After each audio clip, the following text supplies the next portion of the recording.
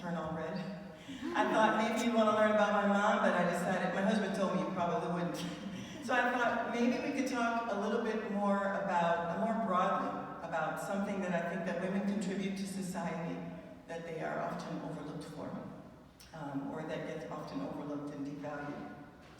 So I thought, what about a principle of humanity that I think has been practiced by a lot of women, often through mothering and other forms of nurturing, probably because of this historical pattern. This principle that I think has been devalued and overlooked in society and feminized in society is dependency, the principle and the value of dependency. Although dependency has been described as an addiction or something that you should outgrow or something that is just not a great thing to be dependent on someone else, I actually think it's necessary, and I think it's a really positive thing. Is there a person in the world who doesn't depend on someone or something consistently? I don't think so. I know that there are lots of superheroes out there, the Rambos and the Black Panthers and the Supermans, but in real life, I think we all depend on somebody and some things consistently. So dependency, like independence, is also an ordinary state of humanity, but it gets feminized, as I said, devalued and discouraged in everyday society. Consider the case of my daughter, Sadie, who's not really paying attention right now, but she's here. She loves people so much that she asked me to give birth to another child that she could grow up with. And I told her, well, I didn't think that was going to happen, but I tried to talk her into getting a fish, which we did. But that didn't work for her, or it did for a couple of days. But I really love and appreciate this quality about her of just loving to be around people, to work with people. But while I love it, I remember very recently, actually, it was her first grade teacher who called us into a parent-teacher conference to tell us that Sadie was having a little bit of trouble at school. And you know, the concerned parent really wants to know, and I dove in, what's wrong? Do we need to support her at home, her math skills, her reading skills? I think she can read well. I know sometimes she has a little bit of trouble focusing, but what is it? And her teacher, who I'll call Mrs. Carroll, assured, she said, no, it's not that, it's not her math, it's not her reading. It's just that Sadie really also wants to always do work with her friends. And I was a little bit surprised by this, and my husband also. And my husband said, well, so what do you do about that? And she said, well, I separate them, of course, because they need to learn to work independently. So I felt this tug in my heart, I felt this conflict. On the one hand, yes, I understand that it's important to be independent, but I also wonder how one decides where to draw the line. When should one cease to appreciate and benefit from working with others?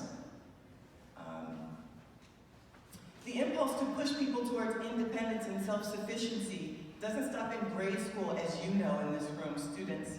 Have you ever felt a bit of stress at the end of a semester when your teacher told you that you needed to produce a paper with your own original ideas?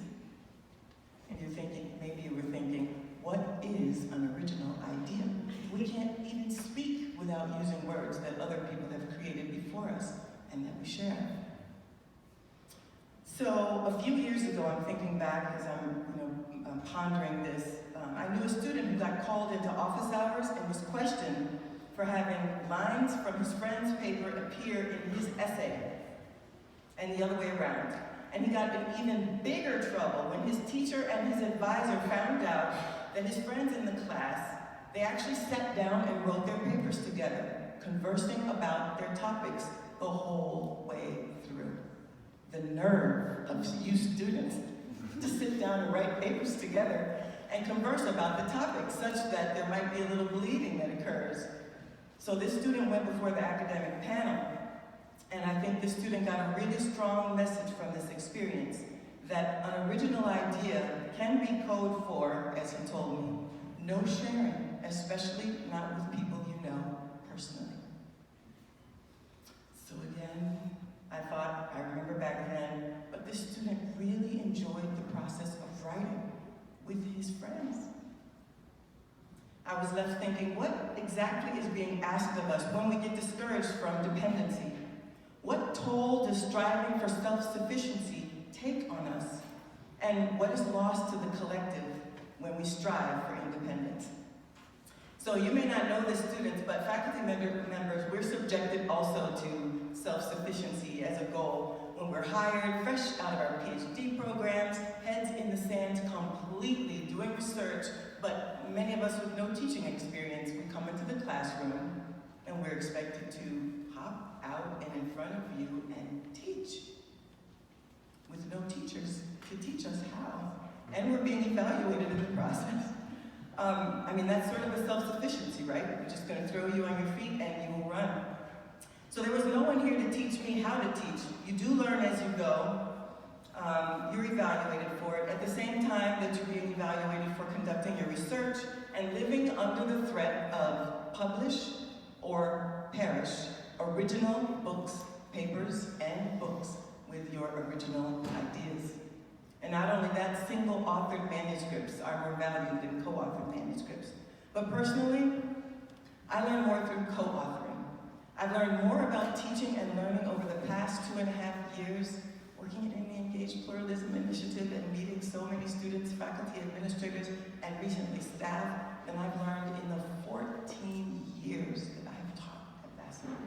This is just 2.5 years. What a different approach it is.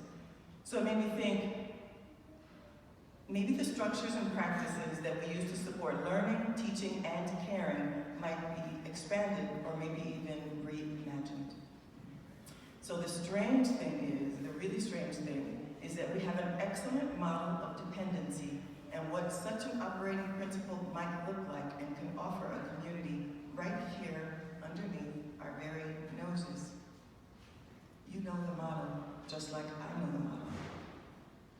Who brings together Vassar students, faculty, alums, doctors, community leaders, and artists speaking multiple languages and from different parts of the world? I actually want you to answer this question. I'll ask it again. Who on Vassar's campus brings together students, faculty, alums, doctors, community leaders, artists, speaking multiple languages and from different parts of the world? Vassar Haiti Project. Thank you! And who guides the Vassar Haiti Project? Thank you. So what happens when all of these people come together in full dependency, sharing and collaborating under the guidance, genius, and generosity of Lila and Andrew, working alongside people from Poughkeepsie to Port-au-Prince? Well, I did a little research. The Vassar Haiti Project has helped to give life to school lunch programs, a women's co-op, the construction of a primary school, mobile clinics, a standing clinic, running water in Chermaître. They planted over 14,000 trees, many of which were fruit-bearing. And I kind of want to say that again. I said that the Vassar Haiti Project planted over 14,000 trees. Can we give them a little bit of a hand?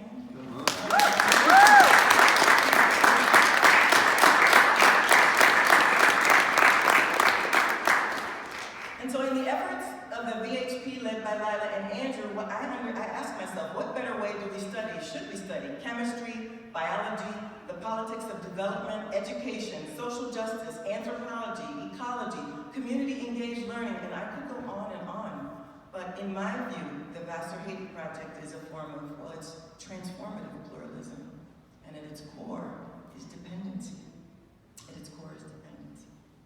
And mind you, I said dependency and not interdependency, because for me, inter emphasizes the difference. Dependency emphasizes, for me, the connection.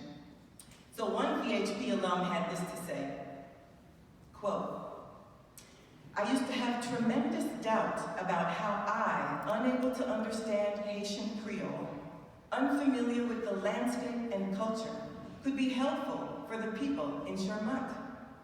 Yet, after our trip to Haiti in 2016, I found that commonality was not the driving force of collaboration.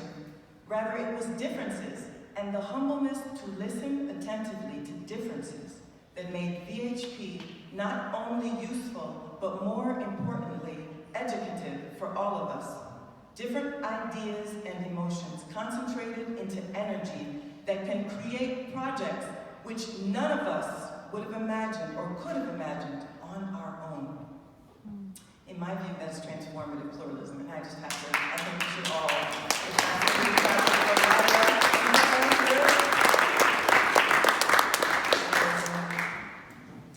I believe that embracing the feminized principle of dependency, supporting each other, and sharing knowledge as opposed to competing for the highest grade, and valuing conversation as much as we do debate and argumentation, and moving from a mindset of scarcity to one of abundance, and recognizing the value that we bring that is often beyond our role and function, the mindset practiced by the VHP, we might restore balance in a world that has forgotten very important aspects of its humanity. We might be in a better position to prepare ourselves for certain and uncertain futures. So I leave you with an insight, and I'll see if I might leave you with a tribute, but this insight is from my daughter and what happened. So Sadie's teacher sent home a book about a spider, Anansi, inspired by an Ashanti tale. In this book, Anansi was a father who had 6 sons, and each played a different role in rescuing him from a terrible fate. In the end, Anansi wanted to award the son who helped him the most with a glorious ball of white light. But in considering each of their actions, he could not decide which son was most deserving. So he gave the white globe of light to the sky, where all sons might share it in the evening and at night. But the assignment given to my daughter was to choose a favorite son and to write a letter to Anansi explaining why this son's individual actions were the most important, and so why this son alone should lay claim to the white globe in the dark blue sky. My daughter read the instructions and she said, "Mommy, how can I decide? All of the sons did something important, and if one son gets the globe, then the others would lose the moon." "Yes," I assured her, "write that. In giving the light to one, let's be mindful not to lose the moon to everyone. Collectively and in dependency, we can be more than the sum of our parts." Just want to say thank you.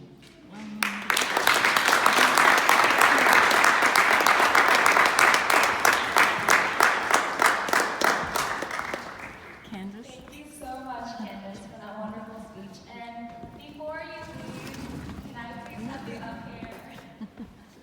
They want you to It's not over yet. So, we have something very special for you prepared. And we know that you've been sort of eyeing it for a while, and it's not authentic, but It's not authentic. we think it's authentic. So, we present you with this painting. It's called The Power of the People. We had it at our Families Weekend sale last year. It's not real, but it's a very nice copy. yeah. You're welcome.